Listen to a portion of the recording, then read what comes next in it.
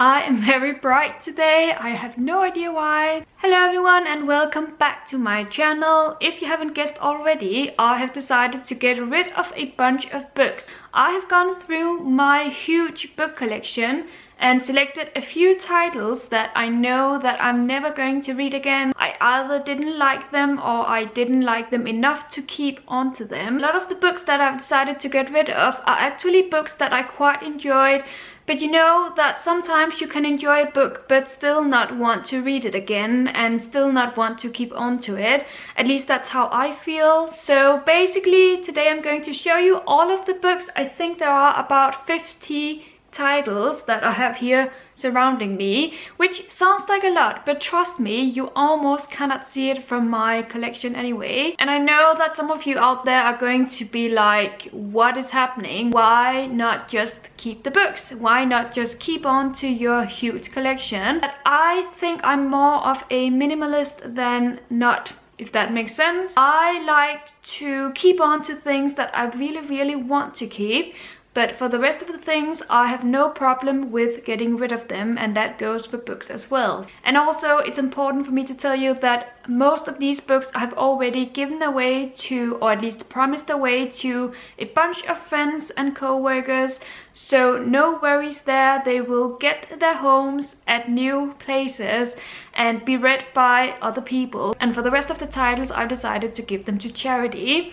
With that being said, let's just get on with the actual books. Actually, let me just show you an example of some books that are titles that I absolutely adore and that I would never get rid of. Books that I consider to be my core collection. And that goes for these two novels that I'm currently rereading. The Secret History by Donna Tartt and Jane Eyre by Charlotte Bronte. It's books like these that I completely adore and that I will always keep in my collection. But for the rest of the books that I'm reading and that I'm rating about 3 stars or less, I'm not going to keep on to them. So without further ado, let's get started.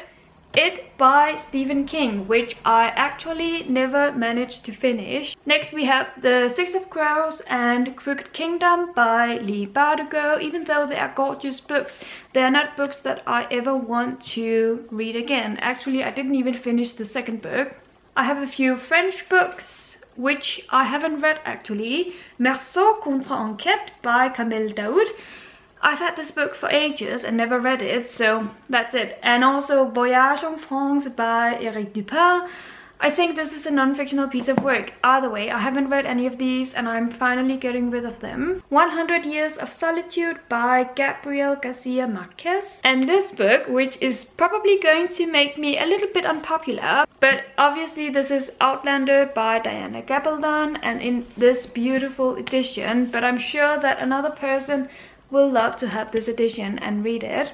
Wildflower by Drew Barrymore. And I have a red theme going on here. We have first BS Incorporated by Jennifer Rock and Michael Voss. I actually quite like this novel, but I'm not going to keep on to it. And then also The Patriots by Sana Krasikov and The Hate You Give by Andrew Thomas. Both of these I also actually liked, but as I have already said, you know what I mean.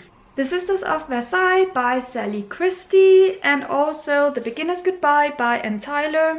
This book, which I am never ever going to reread. I read 2/3 of it some years back and I just, this was a struggle. So why keep on to this heavy, very heavy book? What is Not Yours is Not Yours by Helen Oyeyemi. The Duff by Cody Keplinger. A beautiful, what are they called? Persephone classic.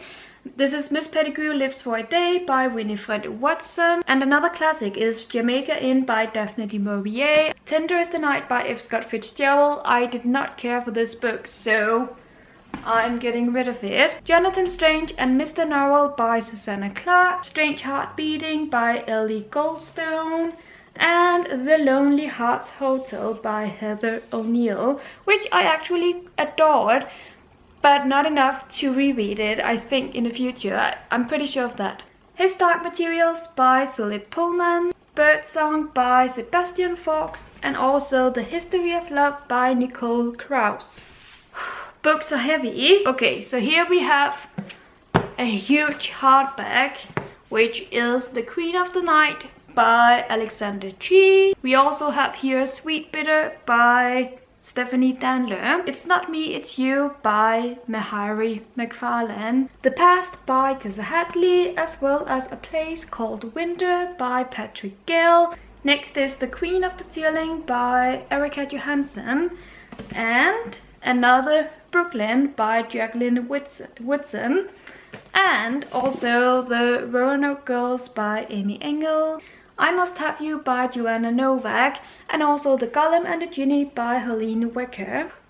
I have made it to the very last pile of books. Here we have Finding Audrey, I think it's called in English, by Sophie Kinsella. And we also have, I don't know what it's called in English, The Whisper of the Ravens, maybe by Malene Solstein, who is a Danish author. Life After Life by Kate Atkinson. The View from the Cheap Seats by Neil Gaiman. And last but not least, we have here, what is it called in English?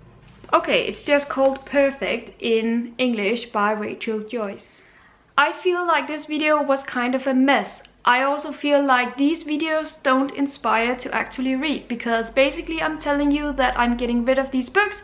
I didn't really like them enough to hold on to them, and that doesn't really inspire to read, I think. But a lot of people requested that I did this video, so here we are. And please know that all of these books will find new homes and new people to read them, because that's the most important thing, I think. Thank you ever so much for watching, and until my next video, happy reading!